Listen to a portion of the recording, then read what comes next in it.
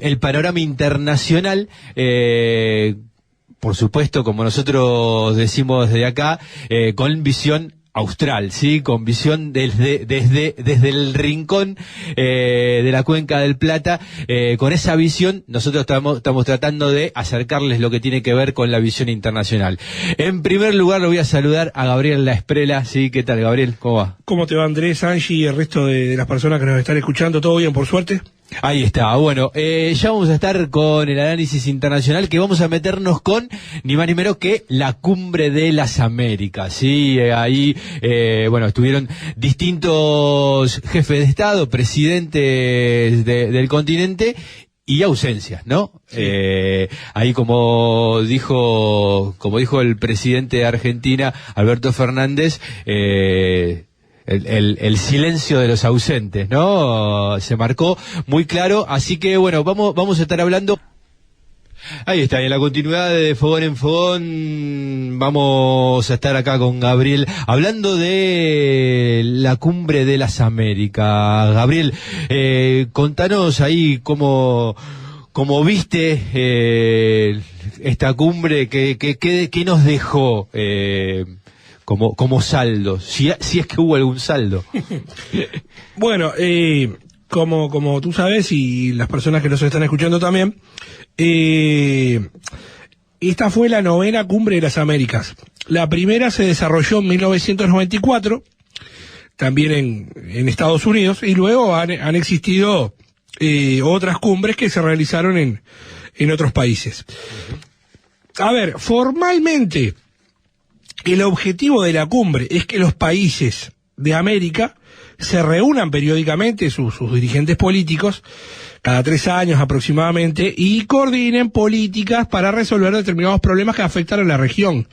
Problemas de carácter económico, social, político, y fortalecer la integración regional. Esto es lo que está en la letra fría del papel. Sí.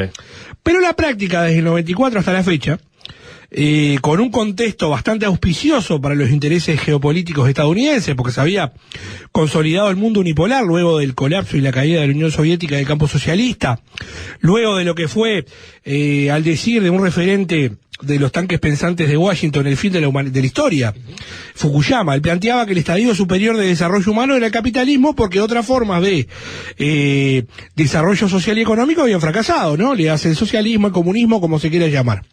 Y bueno, el objetivo era liberalizar aún más la economía. La primera experiencia fue el NAFTA, el acuerdo entre Estados Unidos, México y Canadá, que se empezó a llevar a la práctica, a promulgar el 1 de enero del 94, y allí surge lo que es la Cumbre de las Américas. Uh-huh. Pero mucha agua de río ha corrido, cambió la correlación de fuerzas políticas, sobre todo a partir del ascenso de Chávez al poder en Venezuela en febrero del 99, y el advenimiento de distintos gobiernos de carácter progresista, popular, de izquierda en América Latina, y obviamente la injerencia estadounidense y la influencia estadounidense en América Latina se fue reduciendo notoriamente por ese aspecto que planteaba el cambio político en América Latina, y también porque hoy por hoy la mayoría de los países latinoamericanos y caribeños tienen como primer socio comercial o como segundo socio comercial a China. O sea, China está teniendo un marco de influencia económica, comercial y financiera sobre América Latina mucho más fuerte que Estados Unidos. Incluso Rusia también, pero lo de Rusia más que nada es político, es militar, fundamentalmente con Cuba, con Venezuela y con Nicaragua. Pero concretamente, en función de la pregunta que me estás haciendo, lo que dejó a mi modo de ver fue muy poco. O sea, hubo un tibio acuerdo al final de la cumbre, vinculado a la temática migratoria. Se firmó un tratado para que se atendiera la cuestión migratoria. De hecho, Washington se comprometió a financiar con $314 millones anuales a los millones de latinoamericanos que emigran de forma ilegal a los Estados Unidos. La mitad de esa financiación va a correr por parte de la Agencia para el Desarrollo Internacional, la USAID, en inglés, es una agencia bastante dudosa, sí. porque se ha comprometido con sectores reaccionarios y conservadores opositores a los gobiernos progresistas de América Latina, no ha respetado en absoluto la autodeterminación de los pueblos y se ha involucrado alevosamente en asuntos internos de nuestro país. Eso lo denunciaron diferentes mandatarios de nuestro continente. Pero yo creo también que la coyuntura del gobierno demócrata de Biden en particular es muy compleja. Y Biden intentó reactivar el marco de influencia geopolítica de Estados Unidos en América Latina a través de la Cumbre de las Américas. Porque en Estados Unidos existe un aumento de la pobreza bastante notorio en los últimos años, ha subido alevosamente la energía y los alimentos, fundamentalmente a partir del conflicto bélico de Rusia y Ucrania, y solamente el 39% de la población apoya a Biden. Y este año van a haber elecciones a medio término, claro, y es real que probablemente el Partido Republicano pase a tener mayoría parlamentaria en la Cámara Baja y gane escaños en la Cámara Alta. Y podría ser un hecho que Trump vuelva a ser presidente en 2024.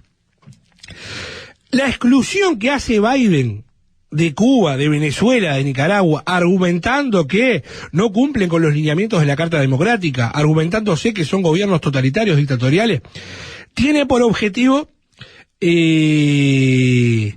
quedar bien, hablando mal y pronto, satisfacer las demandas de la llamada mafia cubano-venezolana americana, que hace más de 60 años que se opone a la Revolución Cubana, y hace más de 20 años que se opone al proceso político venezolano denominado como Revolución Bolivariana, en su momento dirigido por Chávez, en la actualidad, como todos sabemos, por Maduro. Y también obviamente se opone al gobierno nicaragüense de Ortega. Esto más o menos es una lectura a grandes rasgos que se puede hacer, pero hubo, un accionar bastante importante por parte del presidente de Argentina, Alberto Fernández, en su carácter de presidente pro tempore de la Comunidad de Estados Latinoamericanos y Caribeños, CELAC, ya que él lo primero que hizo fue cuestionar la actitud del gobierno de Estados Unidos de no haber convocado a todas las naciones latinoamericanas y caribeñas. Se opuso a la no convocatoria de Cuba, de Venezuela y de Nicaragua. De hecho dijo, el anfitrión de la Cumbre de las Américas no tiene que tener, el derecho de imponer el derecho de admisión. Claro. También cuestionó duramente a la Organización de Estados Americanos, y planteó que la OEA monitoreó el golpe de Estado en Bolivia en el año 2019 y reclamó el cambio de la conducción de la OEA. Sin nombrarlo, duramente cuestiona al secretario general de la OEA, Luis Almagro. Sí.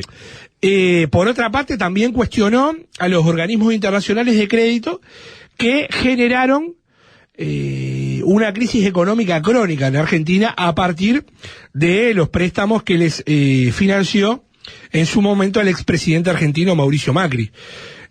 También cuestionó a los países centrales, a los llamados países del primer mundo, europeos y estadounidenses, por la injusticia ambiental. Él habló en esos términos, habló del efecto invernadero, del cambio climático, cómo este consumismo alocado genera un grado muy elevado de polución y de contaminación a nivel mundial. También habló del famoso, de las llamadas riquezas indebidas, en donde se van a dar gravámenes por parte del gobierno argentino a grandes empresas que de forma especulativa se enriquecieron de forma muy elevada a partir del conflicto de Rusia y Ucrania. O sea, fue un discurso bastante crítico, el de Alberto Fernández, bastante firme, fuerte, en oposición a determinados preceptos de la política exterior norteamericana. Sin embargo, analizando a otros mandatarios latinoamericanos y particularmente sudamericanos, hubo otros discursos un poco más, yo no digo ambiguos, sino un tanto contradictorios. Porque por un lado el presidente chileno Boric cuestiona que en Cuba haya presos de conciencia, que él se opone a la existencia de presos de conciencia. Incluso Boric, siendo candidato a presidente, antes de asumir como presidente, planteó que en Cuba, que en Venezuela y que en Estados Unidos, que en Cuba, que en Venezuela y que en Nicaragua no hay democracia. O sea, siguiendo, digamos, el lineamiento político de la derecha latinoamericana. Pero el propio Boric cuestiona a Biden porque no invitó a Cuba, a Venezuela y a Nicaragua. Como que hay una especie de, digamos, de dicotomía en determinados planteos que hace el presidente chileno Boric. Bolsonaro se reunió con Biden, eso también me parece que es novedoso. Él siempre había marcado una notoria afinidad política con Donald Trump, incluso había dicho públicamente a nivel internacional que Trump había sido derrotado de forma fraudulenta, que Biden de forma no democrática había accedido al gobierno en la Casa Blanca. Pero bueno, aparentemente el objetivo es un acercamiento entre Bolsonaro y Biden para limar asperezas, y teniendo en cuenta que, como todos sabemos, Brasil es un continente dentro de otro continente, y naturalmente que le importan mucho los intereses geopolíticos estadounidenses. El propio Bolsonaro tuvo una bilateral con Alberto Fernández, tocaron temas energéticos. Brasil pretende importar gas, pretende también importar granos, y por eso querría acercarse en cuanto a acuerdos comerciales y financieros con Argentina.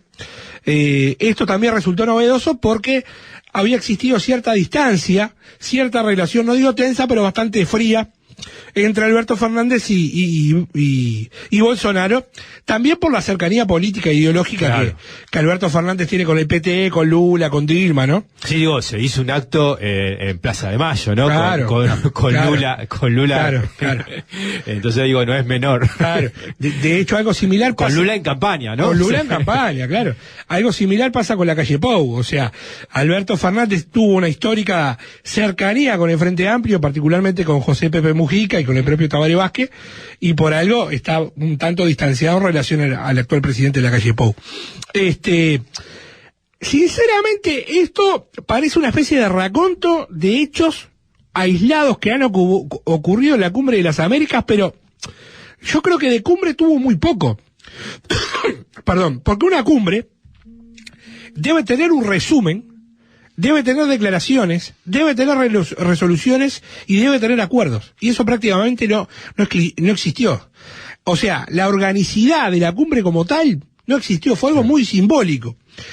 Apareció también, que se me olvidaba mencionarlo, el mentado Luis Almagro, secretario general de la OEA. Y él dijo que a él no le hubiera gustado que Pinochet, que el Gregorio Álvarez y que Videla se sentaran en la mesa de la Cumbre de las Américas. Para que no lo sabe, Pinochet, dictador chileno, Álvarez, argentino, Álvarez, el Goyo Álvarez, uruguayo, y Videla, argentino. Exacto. O sea, pero asoció a estos dictadores uruguayos, argentinos y chilenos y los comparó con Maduro de Venezuela, con Díaz-Canel de Cuba y con Ortega de Nicaragua. Y dijo que las dictaduras no son una cuestión de ideología, que hay que trabajar en clave de derechos humanos, en clave del desarrollo de la democracia y a su vez en clave de beneficiar a las víctimas y a los damnificados por esas dictaduras. O sea, ha profundizado su discurso radicalizado hacia la derecha. Otro elemento que me parece importante ya para ir, digamos, redondeando lo que yo considero más importante de lo que fue la Cumbre de las Américas, fue que Alberto Fernández invitó a Biden a participar en la próxima reunión de la CELAC, del Consejo de Estado Latinoamericanos y Caribeños. Y bueno, entre lo que vos decías, Gabriel, de esa suerte de contradicción, ¿no? Luis Lacalle Pou, y lo tomo como algo, me parece, de valor, tuvo que hablar de multilateralismo, ¿no? Entonces digo, bueno, bien, porque digo, que tenga que hablar de un mundo multilateral, sí, ya me parece que es un cambio, ya no le pidió, ¿no? La escupidera a que Estados Unidos sea el hegemónico, ¿no? Entonces digo, me parece que ahí si bien hizo este juego de sí apoyar la ausencia de Nicaragua, de Venezuela y de Cuba, pero bueno, en este otro orden, digamos, a nivel geopolítico mundial, marcó, digamos, una agenda multilateral. Digo, ahí es una buena, ¿no? Sabiendo, digo, que él está intentando hacer una suerte de TLC con China, digo, y más allá de los resultados o no, pero digo, me parece, bueno, está obligado un tipo neoliberal a pensar que el mundo no tiene la hegemonía de Estados Unidos. Sí, ese planteo que haces, Andrés, es muy, muy cierto, ¿no? Y bastante interesante. Es que yo creo que la realidad internacional un poco rompe los ojos, ¿no?